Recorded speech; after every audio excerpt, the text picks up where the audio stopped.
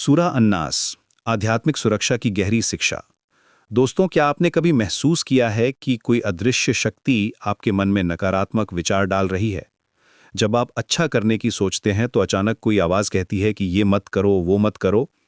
इस्लाम में इसे वसवसा कहते हैं और आज हम जानेंगे कि कुरान की आखिरी सूरा, सूरा अन्नास, इन अदृश्य चुनौतियों से कैसे हमारी रक्षा करती है।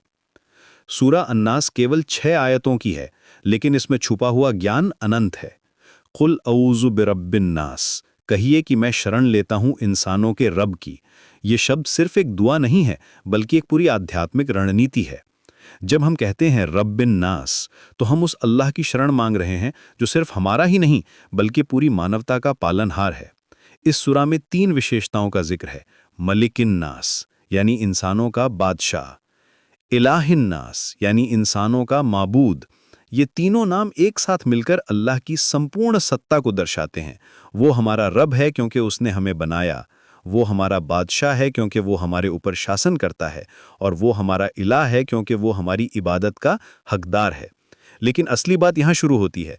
मिन शर्रिल वसवासिल खन्नास, हम शरण मांगते हैं उस वसवसे की बुराई से जो छुप जाता है। ये वसवसा क्या है? ये वो आंतरिक आवाज़ है जो हमें गलत राह पर ले जाने की कोशिश करती है। जब आप नमाज पढ़ने खड़े होते हैं तो अचानक हज़ारों काम याद आ जाते हैं। जब आप किसी की मदद करने की सोचते हैं तो मन कहता है कि पहले अपना देखो। ये सब वसवसे हैं।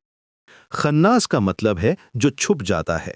शैतान तब छुप जाता है जब हम अल्लाह का जिक्र करते हैं।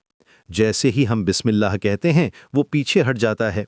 जैसे ही हम कुरान पढ़ते हैं वो भाग जाता है।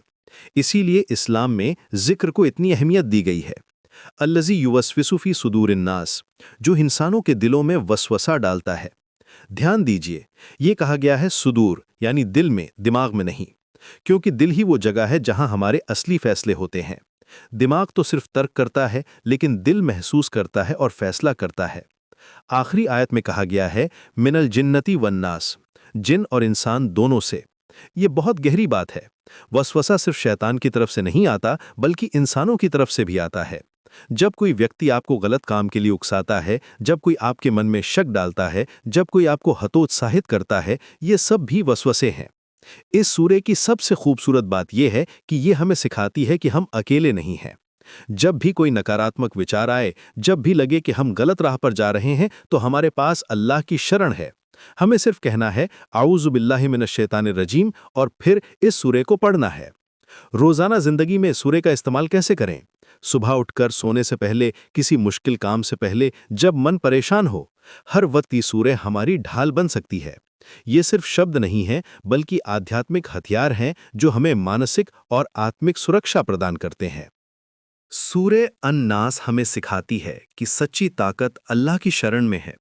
जब हम उसकी पनाह मांगते हैं तो कोई भी नकारात्मक शक्ति हमारा कुछ नहीं बिगाड़ सकती। ये छोटी सी सूरे हमारी रोजाना की जिंदगी में एक मजबूत किला बन सकती है, जो हमें हर तरह के आंतरिक और बाहरी वसवसों से बचाती है।